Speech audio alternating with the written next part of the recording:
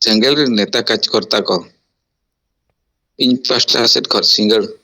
सेंगल जोहार इन विकास चंद्र हेम्ब्रम आदिवासी सेंगल अभियान Baripada sub divisional सभापति सलाते मयूरभंज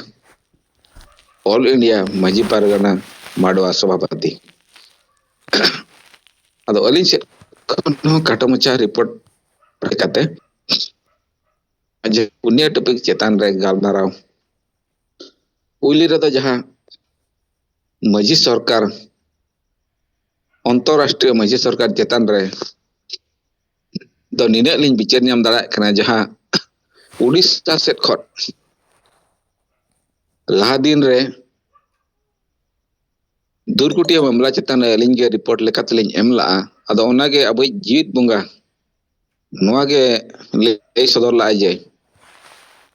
उड़ीसा सरकार जहां मिट टका चावले एमो कान चेतान रे दुर्गुटिया हड़ को नोआ को हतावे अच्छे बांग अदो उन जो खन अलिन नोआ लिन बिचार नाम किया जे बांगा सरीगे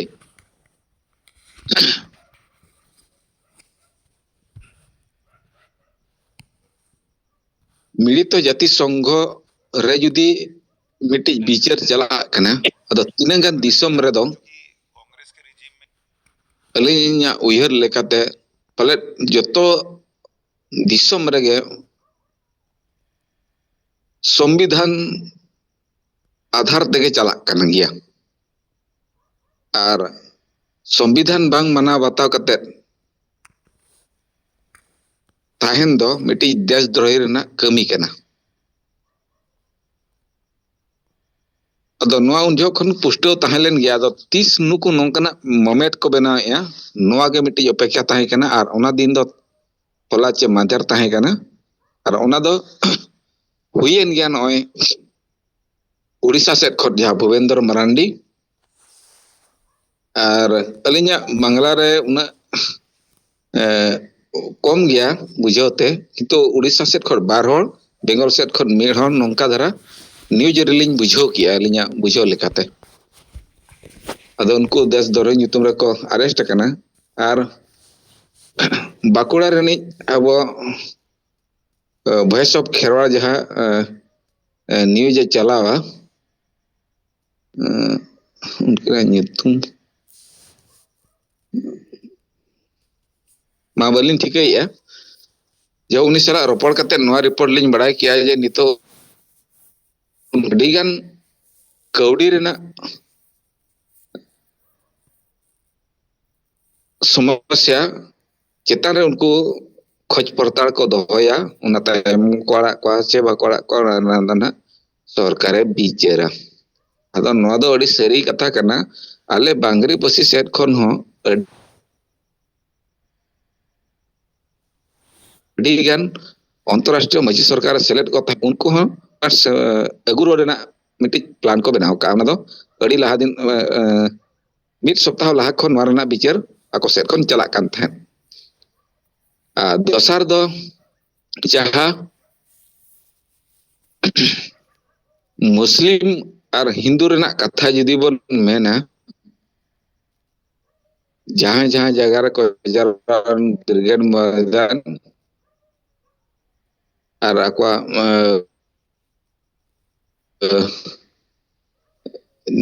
ये रे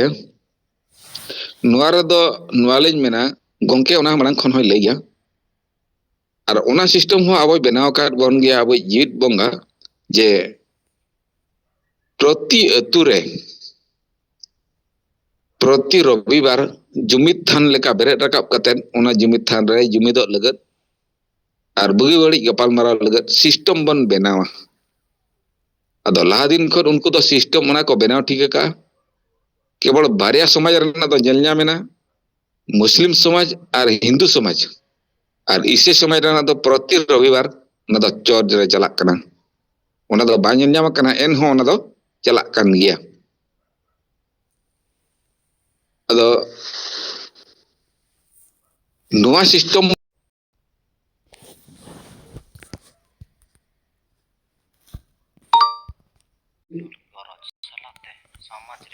हक मेना अतो जहाना स्टोरी गेम ऑल ᱧᱚᱜ लेखान ओंडे खन ओना रना भागेम ᱧामा ᱟᱫᱚ ᱡᱟᱦᱟᱸ ᱜᱮ ᱥᱮᱬᱟ ᱯᱚᱫᱟधिकारी ᱨᱮᱱ ᱢᱮᱱᱟᱜ ko उनको do noa tinang akwa bhasa lagat bakan akwa samaj lagat akwa sahityo lagat तिनक ठीका तिनक बांग ठीका उनको ओना बाको विचार नाम दाड़ा कना जहु मिटंग आको लेकाते ओल काते को सदरेट खान आदिवासी समाज लगत बखान दो एसटी रेना जुड़ू लेकाते उनको दो नोआ आवास को ᱧᱟᱢᱮᱜᱼᱟ आर बखान आबो बन बड़ा दाड़ा कना जे नोआ रे दो कोनोसी आदिवासी समाज लगत बेस संदेश दो बनुआनी आदो गवर्नमेंट सिस्टम लेकाते पर जहु भाषा शेड्यूल लेकान कारण ते नोआ रेना आवास दो उनको को ᱧᱟᱢ दाड़ा कना निये गेली उहर ᱧᱟᱢᱮᱜᱼᱟ आदो मा बाबा रोड कांते कटी तेहें दो बढ़ती लिंग रोड बड़ा ᱧᱚᱜ कना मा निने रोड बड़ा कते गे तेहें कटो मचा कथा लिंग थुकमे मा सानाम को धड़ाते जोहार ओय जोहार विकास चंद्र हेम्ब्रम गोंके अदो सारे गोंके को होमा अबु चर्चा लेकान टॉपिक्स अबु तलारे गोंके सामांग खवत पुर एक तो मंझी सरकार नितुम ते जहां मिट को चलावेत कना तिना को अरेस्ट ना ओनारिया रिपोर्टिंग सला ओना तिना जथात बांग ओना चेतान रे हो काटो मचा बिचार तो सर दो अबो जहां बंगाल रे जहां दो दिल्ली रिया राम मंदिर सुर रेगी मरांग मस्जिद बनाव रिया मुस्लिम लिंग फैसलाय एमकेट खान से ओना अकुआ मिटन संस्था मेना एंडखान बंगाल रे दो कोटी कोटी मुस्लिम आको को जावरायनते ओंडे कोटी टका को जावरा केता ओना दोसर हिलगी हिंदू को ब्रिगेड परेड मर्दान रे प्राय 4-5 लाख गान को जावरायना और उनको हो ओना दाड़ी को उदुक केता मेनखान आबुआ समाज रे नोंकाना चेदा बाय बेनाव रकाब लेना तेसार दो आबु साहित्य दो समाज रिया अरसी कना मेनखान नित दबी आबुरेन जहां तिना साहित्यकार को मेना कोआ आबुआ समाज रे लगी चेत उनकाना जोहार आदो निये गे मिटिज कुकली लेकाते अबो सेंट्रल सेट खोड बड़ा सना लिया जे नोए हिजु कान 22 दिसंबर 2025 ओना दो अब सेंट्रलाइज बन मनावा चे नोका अपना अपनी स्टेट लेवल बन मनावा नोवा गे मिटिज हो मिटंग बिचार ते इदी लेखान ठीकु गो एनखान ओना हिसाब ते एरिया वाइज बन सपड़ा बखान सेंट्रल जोन सपड़ा निये गे मिटंग अली सेट खन उयर ताहे कना ठीक है मा जोहार गोंके जोहार अदो नोआ दो निये दो अबु दिसम गोंके जुट बोंगा संताली परसी जितकरिया गोंके तकिन से खय नोआ मेनेना जे सेंट्रलाइज दो नित अबु उनकाना प्रोग्राम दो बांगबु सप्लावेट कना मेनखान राज व्यक्ति ते जुदी हो दाड़िया ठीक गया और बांखान जहां स्तर रे अबुआ संगठन को मेना ओना कोरेगी मनाव रिया निये धाव दो गोटाव कना ठीक गया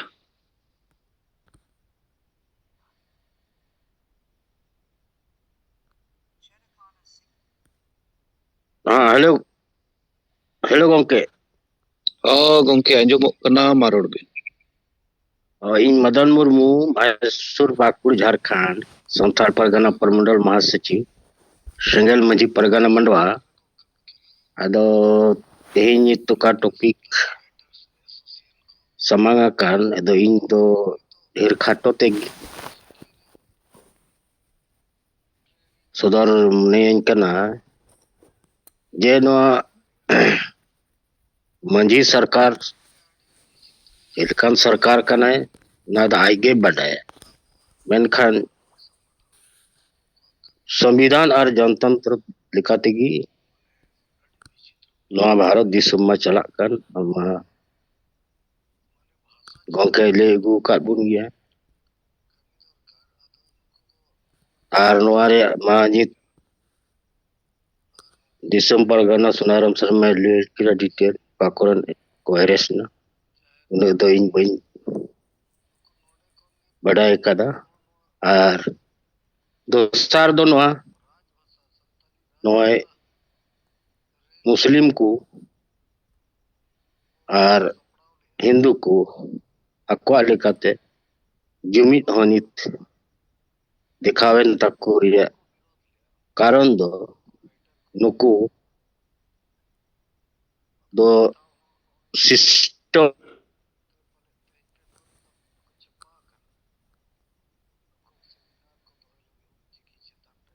mitten akuran mitti sikshit injin muslim jadi hindu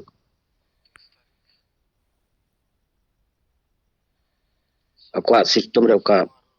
jumi daftar ye ona ko sujida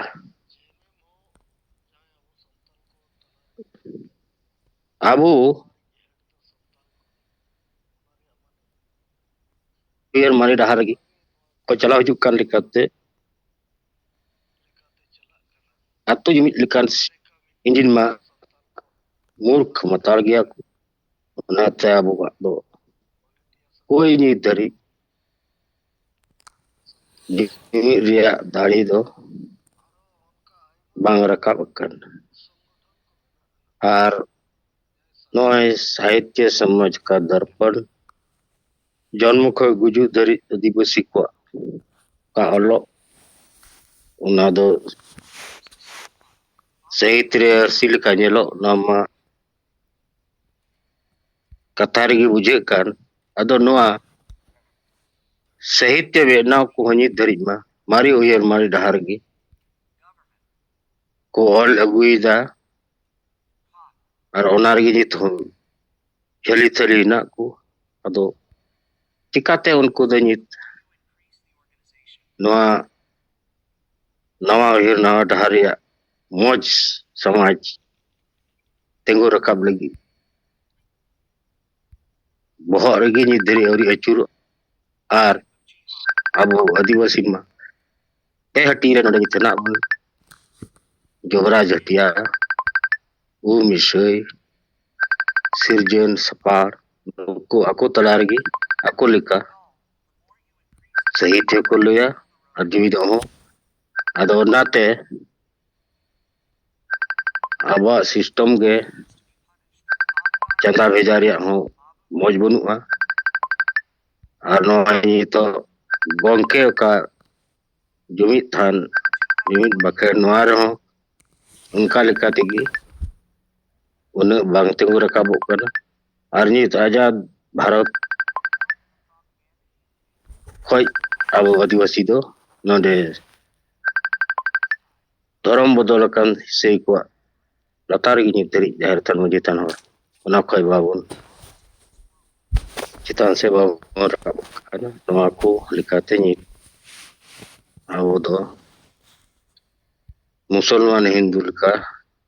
दाढ़ी जुमी babun tengu tari kauda adama inse khoi khatote gongke te kinso ge jura kan ma joto ke johar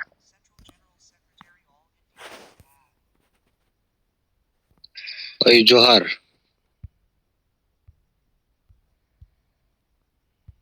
सात राज खन सेलेद akan our single नेता और कार्यकर्ता को सनम को इन सेत खन जोहार नौ पेया विषय इदी कते तेहन अब वो चर्चाए नौ अंतरराष्ट्रीय माझी सरकार इदी कते अदो नवा लेका गे उन किछि दिन झारखंड और दिसम रे विभिन्न एरिया रे पत्थल गाड़ी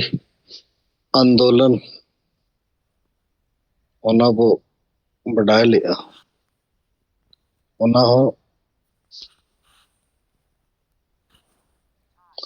ᱱᱩᱠᱩ ᱡᱟᱦᱟᱸᱭ ᱠᱚ ᱪᱟᱞᱟᱣᱮᱜᱼᱟ ᱯᱟᱞᱮᱱ ᱠᱤᱪᱷᱤ ᱜᱟᱱ ᱫᱚ ᱚᱸᱰे ᱯᱟᱛᱟᱞ ᱜᱟᱲᱤ ᱟᱱᱫᱳᱞᱚᱱ ᱨᱮ ᱟᱹᱜᱩᱣᱟᱹ ᱠᱚᱜᱮ ᱱᱚᱣᱟ ᱫᱚᱠᱚ ᱪᱮᱫ ᱟᱠᱟᱣᱟᱫ ᱠᱚᱣᱟ᱾ ᱟᱫᱚ ᱱᱚᱣᱟ ᱨᱮᱫᱚ ᱟᱹᱰᱤ ᱢᱟᱨᱟᱝ ᱥᱚᱲᱭᱚᱱᱛᱨᱚ ᱧᱮᱞ ᱧᱟᱢᱚᱜ ᱠᱟᱱᱟ᱾ ᱱᱚᱣᱟᱨᱮ ᱠᱤᱪᱷᱤ ᱥᱚᱝᱜᱚᱴᱷᱚᱱ ᱠᱚ ᱢᱮᱱᱟᱜ ᱠᱚᱣᱟ ᱡᱟᱦᱟᱸᱭ ᱵᱷᱤᱛᱤᱨ ᱛᱮᱠᱚ ᱠᱟᱹᱢᱤ ᱠᱟᱱᱟ ᱟᱹᱫᱤᱵᱟᱹᱥᱤ ᱮᱨᱤᱭᱟ ᱨᱮ ᱰᱤᱥᱴᱟᱵ ᱞᱟᱹᱜᱤᱫ, ᱟᱹᱫᱤᱵᱟᱹᱥᱤ ᱠᱚ ᱫᱤᱜᱽᱵᱷ्ᱨᱚᱢᱤᱛ ᱠᱚ ᱞᱟᱹᱜᱤᱫ, ᱟᱹᱫᱤᱵᱟᱹᱥᱤ ᱠᱚᱣᱟᱜ ᱟᱥᱟ ᱵᱷᱟᱥᱟ ᱡᱟᱹᱛᱤ ᱫᱷᱚᱨᱚᱢ ᱤᱡᱽᱡᱚᱛ ᱟᱵᱟᱫᱤ ᱨᱳᱡᱽᱜᱟᱨ ᱪᱟᱥᱵᱟᱥ ᱵᱟᱧᱪᱟᱣ ᱠᱷᱚᱱ ᱱᱩᱠᱩ ᱫᱚ ᱵᱷᱤᱲᱠᱟᱹᱣ ᱠᱚ ᱞᱟᱹᱜᱤᱫ, ᱫᱤᱜᱽᱵᱷ्ᱨᱚᱢᱤᱛ ᱠᱚ ᱞᱟᱹᱜᱤᱫ ᱱᱚᱣᱟ ᱠᱚ ᱪᱟᱞᱟᱣᱮᱜᱼᱟ᱾ ᱟᱫᱚ ᱱᱚᱣᱟ ᱟᱞᱮ ᱮᱨᱤᱭᱟ ᱠᱚᱨᱮ ᱦᱚᱸ ᱱᱩᱠᱩ ᱦᱚᱸ ᱚᱱᱠᱟ ᱠᱚ ᱪᱟᱞᱟᱣᱟ᱾ ᱱᱚᱛᱮ ᱨᱮ ᱨᱟᱢᱩ ᱵᱤᱨᱩᱣᱟ ᱢᱤᱫᱴᱟᱝ ᱛᱟᱦᱮᱸ ᱠᱟᱱᱟ ᱠᱚᱞᱦᱟᱱ ᱠᱷᱚᱱ, ᱩᱱᱤ ᱚᱱᱠᱟᱛᱮ ᱫᱮᱥᱫᱨᱳᱦᱤ ᱤᱭᱟᱹ ᱨᱮᱜᱮ ᱠᱚ ᱥᱟᱵ ᱠᱮᱫᱮᱭᱟ, ᱡᱮᱞ ᱨᱮ ᱜᱚᱡ ᱮᱱᱟᱭ᱾ ᱟᱫᱚ ᱱᱩᱠᱩᱣᱟᱜ ᱢᱤᱫᱴᱟᱝ ᱢᱤᱴᱤᱝ ᱨᱤᱧ ᱪᱟᱞᱟᱣᱟ, ᱟᱫᱚ ᱱᱩᱠᱩᱣᱟᱜ ᱡᱟᱦᱟᱸ ᱞᱮᱠᱟ ᱠᱟᱛᱷᱟ ᱠᱚ ᱵᱤᱪᱟᱹᱨ ᱠᱚ ᱟᱸᱡᱚᱢ ᱠᱮᱜᱼᱟ, ᱚᱱᱟᱛᱮ ᱵᱩᱡᱷᱟᱹᱣ ᱮᱱᱟ ᱡᱮ ᱱᱩᱠᱩ ᱫᱚ ᱫᱮᱥᱫᱨᱳᱦᱤ ᱠᱟᱹᱢᱤ ᱨᱮ ᱢᱮᱱᱟᱜ ᱠᱚᱣᱟ ᱟᱨ ᱱᱩᱠᱩ ᱫᱚ ᱠᱟᱱᱩᱱ ᱥᱚᱢᱢᱚᱛ ᱱᱩᱠᱩ ᱴᱷᱮᱱ ᱠᱟᱨᱵᱟᱭ ᱦᱩᱭᱩᱜ ᱫᱚᱨᱠᱟর᱾ ᱟᱨ ᱱᱩᱠᱩ ᱫᱚ ᱡᱟᱹᱛᱤ ᱫᱷᱚᱨᱚᱢ ᱟᱥᱟ ᱵᱷᱟᱥᱟ ᱡᱟᱹᱛᱤ ᱫᱷᱚᱨᱚᱢ ᱤᱡᱽᱡᱚᱛ ᱟᱵᱟᱫᱤ ᱱᱚᱣᱟ ᱠᱚ ᱵᱟᱧᱪᱟᱣ ᱥᱮ ᱠᱳᱭ ᱢᱚᱛᱞᱚᱵ ᱵᱟᱹᱱᱩᱜ᱾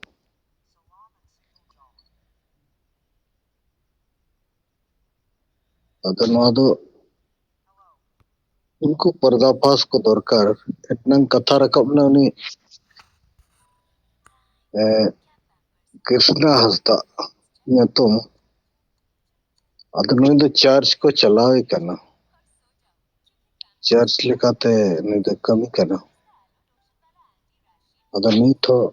ᱱᱚᱣᱟᱨᱮ ᱟᱹᱰᱤᱜᱟᱱ ᱥᱚᱝᱜᱚᱴᱷᱚᱱ ᱠᱚ ᱟᱨᱦᱚᱸ ᱢᱮᱱᱟᱜ ᱠᱚᱣᱟ, ᱠᱤᱪᱷᱤᱜᱟᱱ ᱥᱟᱱᱛᱟᱞ ᱠᱚᱣᱟᱜ ᱥᱚᱝᱜᱚᱴᱷᱚᱱ ᱦᱚᱸ ᱢᱟᱹᱡᱷᱤ ᱯᱟᱨᱜᱟᱱᱟ ᱢᱟᱦᱟᱞ सपोर्ट रे मेना को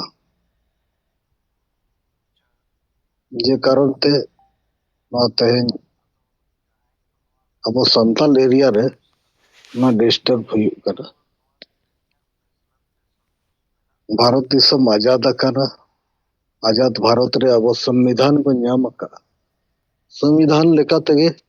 ना दिसम दो चला कना और संविधान लेका तेगे अब हो कइदर अब अधिकार बजामा अद नवा खन अब वंचित वो लगे नुकु एजेंडा को चलाए। अद नीत हो नवा विचार के चला कना अब संताल समाज रहे हो अब दो कानून संविधान खन बो मरांगा अब दरबार मरांगा उनका कुकल मराव अब ठन तो कानून संविधान बाय लगू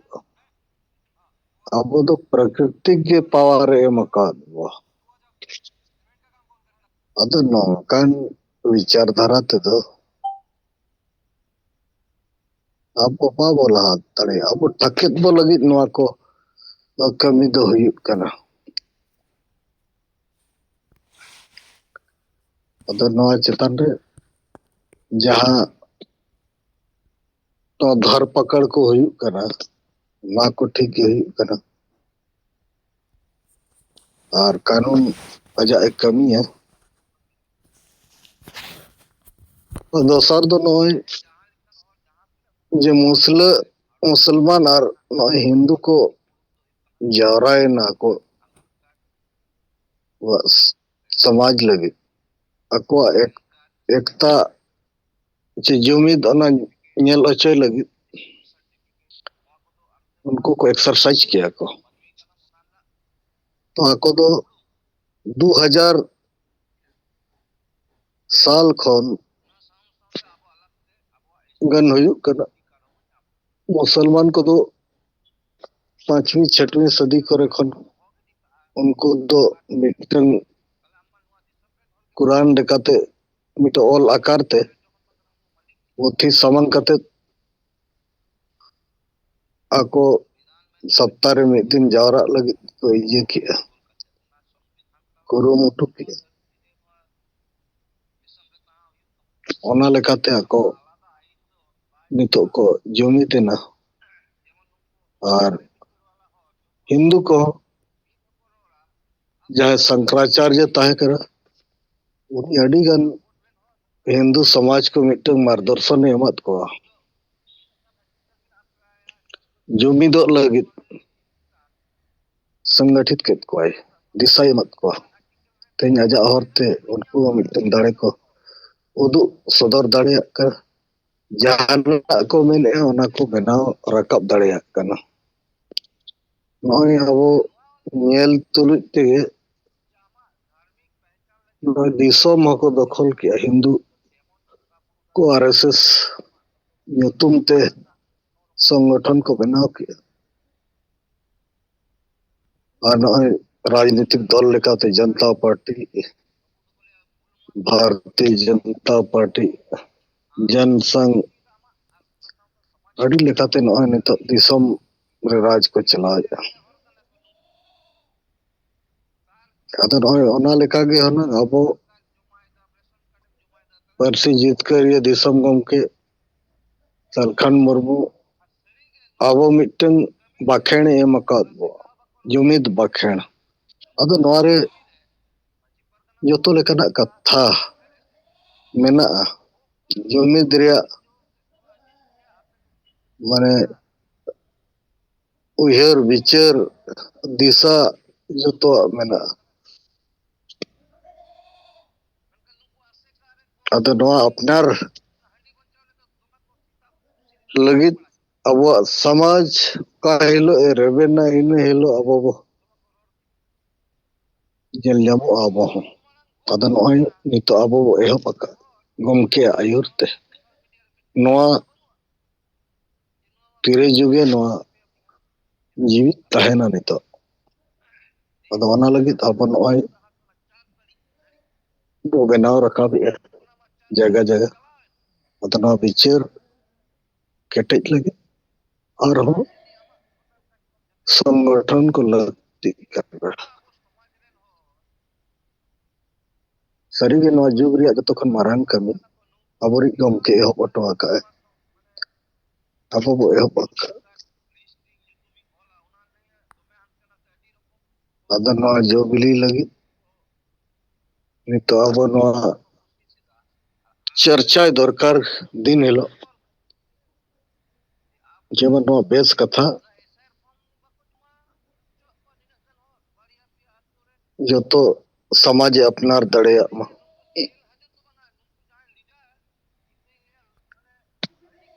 तेसार दो नय साहित्य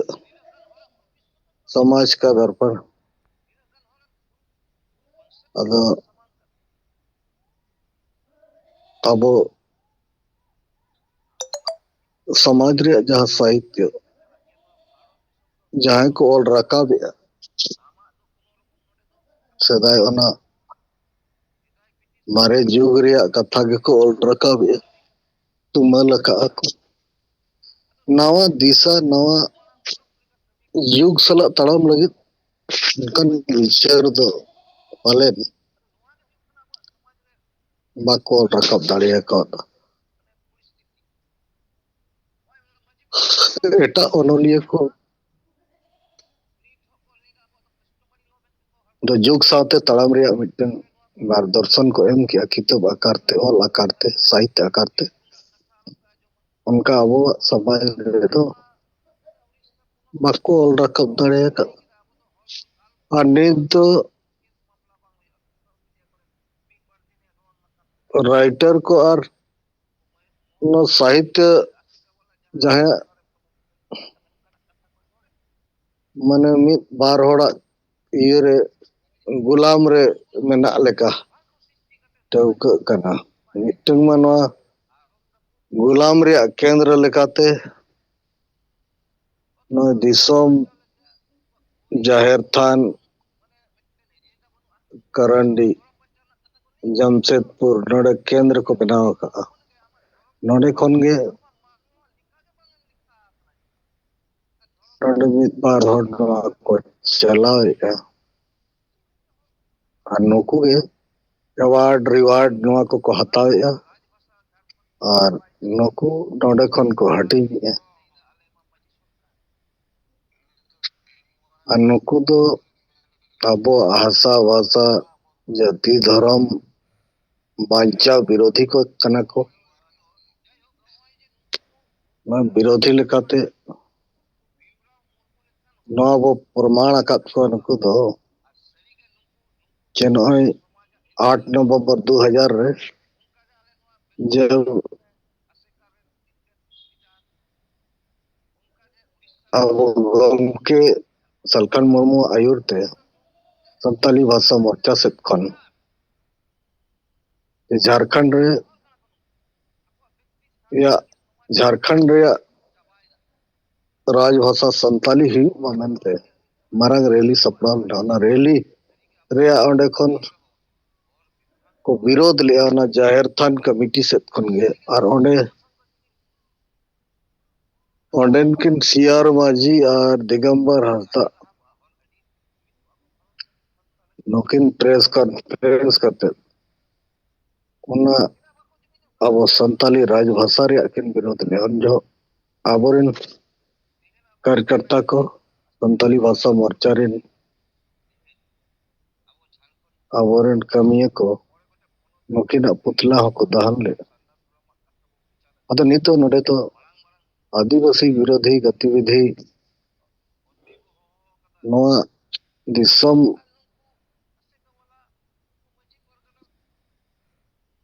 जाहिर करंडी नोडे खन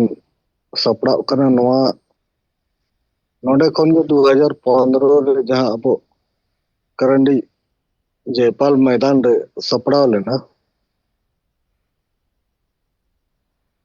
अब 22 दिसंबर ना भाषा आशा भाषा जितकर महामनाव लगे अद नुकु जाहिर थान कमिटी नुकु के नोडे खन विरोध रे को सपड़ाव किया जो ना शर्मा अबो ओंडे बाय हुई दाड़े और नोआ रे अबो चीफ गेस्ट लेकाते अबो नितो जहां राष्ट्रपति द्रौपदी मुर्मू ताहे कना राज्यपाल नुई अबो नेवता ले दिया अद नोआ रे नुकु जाहिर थान कमिटी नेतृत्व रे नुकु राज्यपाल जहां ताहे कना द्रौपदी मुर्मू झारखंड रे नुई ठन चलाव कते ओना को विरोध किया और अब ट्रेंड को ये को जतो को रपुत किया अद तेहेन अब साहित्य हो नुकु विरोधी को तीरे चलाव कान इदी कते संताली भाषा राजभाषा लगे नित हबी नुकु ये कोन जुवान खन बाय रकाब अकाना अद नोआ रे दो नोआ मेना जे संताली यदि झारखंड प्रथम राजभाषा बना एनकान सलखन मुर्मू nyutum हुईगा अद नो नो मानसिकता दोहो कते तेहेन अबो नुकु विरोधी तो गाड़ खन नोडे को कार्यक्रम अको चेहरा को चमकावे और अब साहित्य समाज कोई मतलब बाको तो नुकु अवार्ड रिवार्ड नाम लगे नुकु तो कुरुमटुर मेना को तो निया को मेन कते गे इन कथा दो नोडे गे मुचाद मा सनाम को जोहार ओय जोहार और सरहाव गे अबो कविराज मुर्मू गंके अदो नॉय अबो तलारे 10 साड़ी कते 4 मिनट हुई है ना अदो अबो टाइम हिसाब ते जुम दो थुकुम रिया समय हुई है ना मेनखान एन रेहो गुरुत्वपूर्ण टॉपिक्स रे बुन चर्चाएत कानते मित बार हड़ मा आर हो बो 5 मिनट गान बुन चर्चा दाड़िया और बंखान नाहक गोंके तकिन बाय बायते जुम दुकिन हापित का ठीक गया।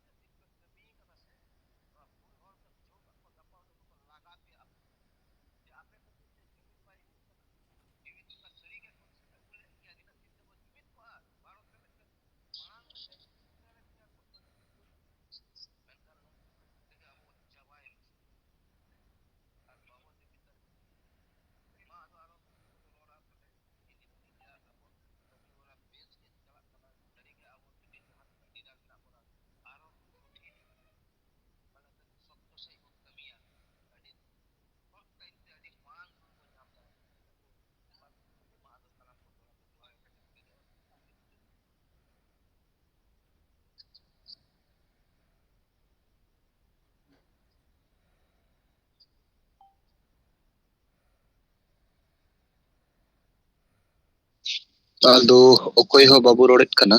इन तनासिया इन सेट खन मिट बार कथा हो दोड़हाते ओना दो नोवागी